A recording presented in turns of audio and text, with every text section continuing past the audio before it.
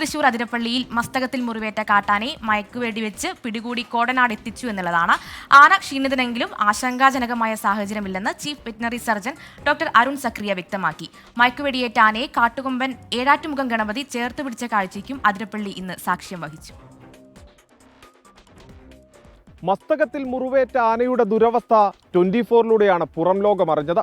ആഴ്ചകൾക്കിപ്പുറം പ്രാഥമിക ചികിത്സ നൽകി. പക്ഷെ ചികിത്സ ഫലപ്രദമായില്ലെന്ന് മാത്രമല്ല, മുറിവിൽ നിന്ന് പുഴു അരിച്ചിറങ്ങി. ഈ ദൃശ്യങ്ങൾ കൂടി 24 പുറത്തുവിട്ടതോടെയാണ് ആനയെ പിടികൂടി ചികിത്സിക്കാനുള്ള ദൗത്യത്തിലേക്ക് വനം വകുപ്പ് കടന്നത്. മസ്തകത്തിൽ മുറിവേറ്റ കൊമ്പനെ ഇന്ന് രാവിലെ കണ്ടെത്തിയത് വെറ്റിലപ്പാറയിലെ ചിക്ലായിൽ നിന്ന്. കൂട്ടിന് ഏഴാറ്റുമുഖം ഗണപതിയും ഉണ്ടായിരുന്നു.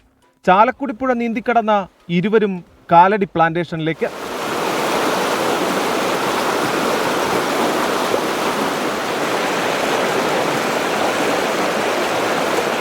പിന്നാലെ ദൗത്യസംഘം പ്ലാന്റേഷനിൽ. ഏഴാറ്റുമുഖം ഗണപതി അരികിൽ നിൽക്കെ മുറിവേറ്റ ആനയ്ക്ക് മയക്കുവെടിവെച്ചു. വെടിയേറ്റ ആന ഗണപതിക്കൊപ്പം അല്പദൂരം മുന്നോട്ട് നീങ്ങിയെങ്കിലും പതിയെ മയങ്ങി.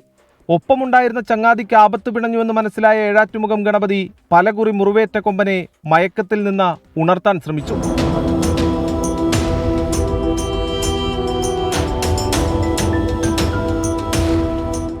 ആന താഴെ വീണതും ഗണപതിയെ റബ്ബർ ബുള്ളറ്റ് പ്രയോഗിച്ച് കാട്ടിലേക്ക് തുരത്തി.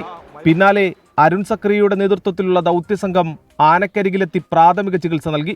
മുറിവിൽ മരുന്നുവെച്ച ശേഷം കുങ്കിയാനകളെ ഉപയോഗിച്ച് ഉയർത്താൻ ശ്രമം. അതിനിടയിൽ ആന സ്വയം എഴുന്നേറ്റു. കോന്നി സുരേന്ദ്രനും കുഞ്ചുവും വിക്രമും ചേർന്ന് ആനയെ തള്ളി അനിമൽ ആംബുലൻസിൽ കയറ്റി.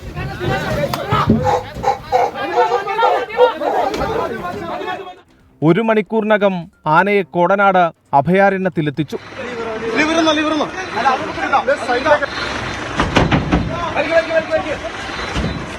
ആനയുടെ മുറിവിന് ഒരടിയോളം താഴ്ചയുണ്ടെന്ന് ഡോക്ടർ അരുൺ സക്രിയ. ഒരടിയോളം ആഴത്തിലുണ്ട്. ത്രട്ടുണ്ട്, തീർച്ചയായിട്ടും ഉണ്ട്. അത് അതിന്റെ പഴുപ്പ് സെപ്റ്റിസിമിക് ആണ്. അതെങ്ങനെ ബാക്കി ഓർഗൻ എങ്ങനെയൊക്കെ ബാധിച്ചിട്ടുണ്ടാവും നമുക്ക് പറയാൻ പറ്റില്ല. തലച്ചോറിലേക്ക് കയറിയിട്ടില്ല. ആശങ്കയുടെ നാളുകൾക്കിപ്പുറം അഭയാരണ്യത്തിൽ ആനയ്ക്ക് അഭയ കേന്ദ്രം ഒരുങ്ങി. ഇനി ചികിത്സയുടെ നീണ്ട നാളുകളാണ്. കോടനാട് അഭയാരണ്യത്തിൽ നിന്നും ടീം 24.